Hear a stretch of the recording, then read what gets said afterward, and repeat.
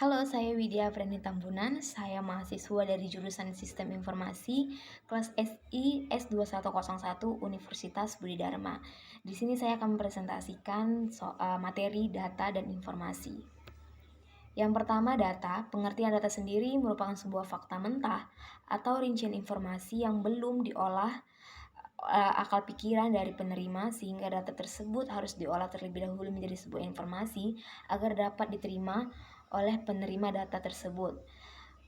Pengertian data menurut beberapa ahli, ada yang pertama ada Jogyanto. Definisi data menurut Jogyanto adalah kenyataan yang menggambarkan suatu peristiwa dan kesatuan nyata. Yang kedua ada Slamet Riyadi. Menurut Slamet Riyadi, data sebagai kumpulan informasi yang didapat dari pengamatan di mana data dapat berupa angka-angka ataupun lambang-lambang. Yang ketiga menurut Arikunto, data menurut Arikunto ialah semua angka dan fakta yang bisa dijadikan sebagai bahan untuk menyusun suatu informasi. Fungsi data sendiri, yang pertama, data dapat diolah menjadi suatu informasi yang dapat dipercaya. Yang kedua, data bisa digunakan untuk bahan evaluasi dalam menanggapi suatu masalah. Yang ketiga, data juga berfungsi memecahkan masalah dan penentuan terhadap suatu kebijakan dan keputusan. Data dapat digunakan untuk acuan dalam setiap implementasi aktivitas, dan yang terakhir, data berfungsi untuk bahan penelitian dalam sebuah kegiatan. Jenis-jenis data sendiri dapat dikelompokkan menjadi berbagai macam jenis. Yang pertama, data menurut sifatnya ini dibagi menjadi dua. Yang pertama, data kuantitatif dan data kualitatif. Data kualitatif, data yang deskriptif atau data yang tidak berbentuk angka, umumnya bisa dinyatakan dalam simbol, variabel, ataupun gambar. Proses dalam memperoleh data kualitatif ini bisa diperoleh melalui 4 cara. Yang pertama ada wawancara, ada kuesioner, ada studi literatur, dan yang terakhir ada observasi. Data kualitatif sendiri bersifat sangat objektif sehingga hasil akhirnya bisa menimbulkan arti yang berbeda-beda. Data kuantitatif, data yang didapat dengan survei untuk jawaban berupa angka. Jadi dan data kuantitatif ini hasil akhirnya berupa angka. Apabila seseorang memahami data kuantitatif akan menimbulkan pendapat yang sama. Kemudian penggolongan data yang kedua berdasarkan cara memperolehnya. Yang pertama, data primer, data yang didapat dari objek atau sesuatu yang telah diteliti. Contoh data primer seperti kuesioner, responden, wawancara, ataupun survei. Yang kedua ada data sekunder. Data sekunder didapat dari sumber yang ada. Dengan kata lain, penulis tidak mengumpulkan data secara langsung. Contoh dari data sekunder seperti data-data pemerintah, sensus penduduk, ataupun data penyakit. Penggolongan data yang ketiga berdasarkan sumbernya dibagi menjadi dua. Yang pertama, data internal, data yang diperoleh secara langsung dari tempat yang diteliti. Misal, data kebutuhan tenaga kerja atau data tingkat kepuasan karyawan yang didapat dari karyawan itu sendiri.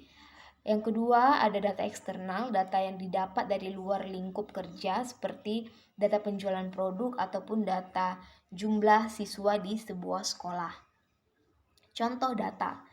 Yang pertama kecelakaan di jalan. Yang kedua ada Persija menang, dan yang ketiga Tiongkok telah berhasil menjadi juara umum Asian Games 2018. Kemudian metode pengumpulan data di sini ada 4. Yang pertama melalui wawancara. Yang kedua data bisa diperoleh dari pengamatan. Yang ketiga melalui kuesioner, dan yang terakhir bisa diperoleh melalui dokumen studi.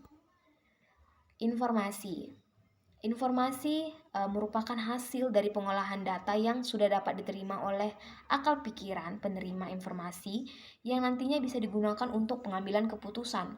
Di sini ada beberapa pengertian informasi menurut para ahli. Yang pertama menurut Raymond MC Lott, Ia mengungkapkan bahwa informasi adalah data yang sudah diolah menjadi bentuk yang memiliki arti bagi penerima dan bermanfaat bagi pengambilan keputusan saat ini ataupun di saat yang mendatang. Yang kedua, Tata Sutarbi, Eskop. Ia menyatakan bahwa informasi adalah data yang telah diklasifikasi atau diolah ataupun diinterpretasikan untuk digunakan dalam proses pengambilan sebuah keputusan. Yang ketiga, menurut Anton M. Meliono, menurut Anton, informasi adalah data yang sudah diproses untuk tujuan tertentu. Tujuan tersebut untuk menghasilkan sebuah keputusan.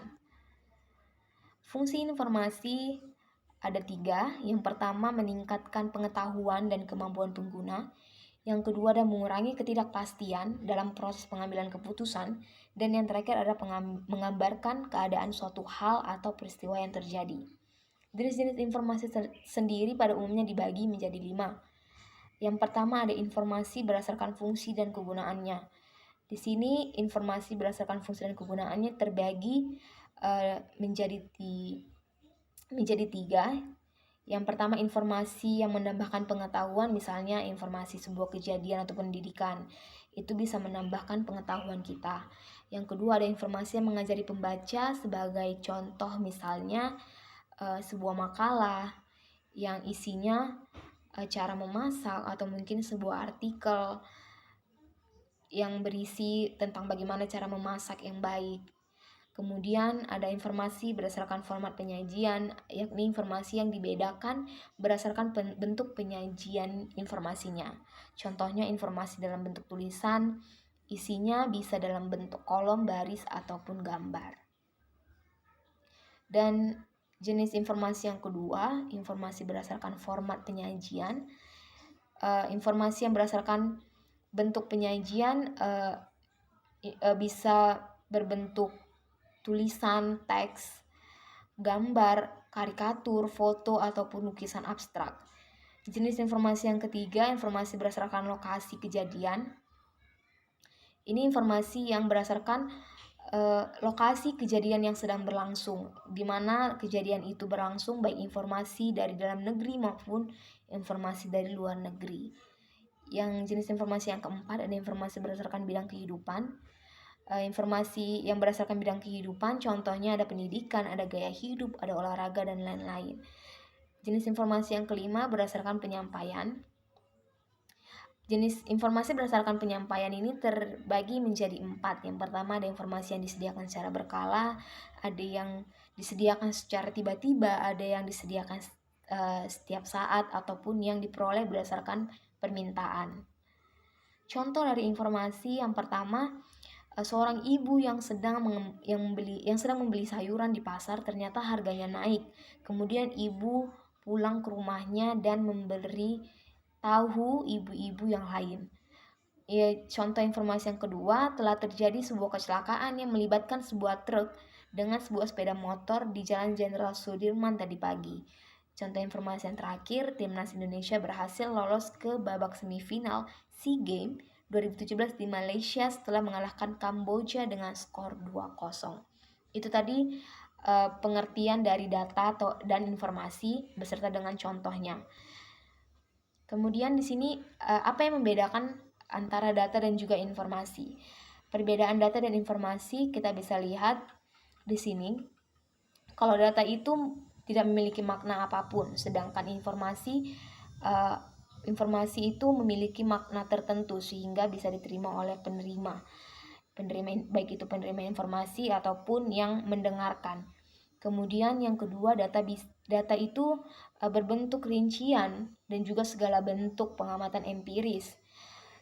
Sedangkan data itu juga biasanya dapat melalui observasi dan wawancara terhadap suatu peristiwa. Sedangkan informasi ialah data yang diproses dengan menggunakan teknik tertentu. Jadi informasi memiliki teknik tertentu dalam mengambil atau mendapatkannya.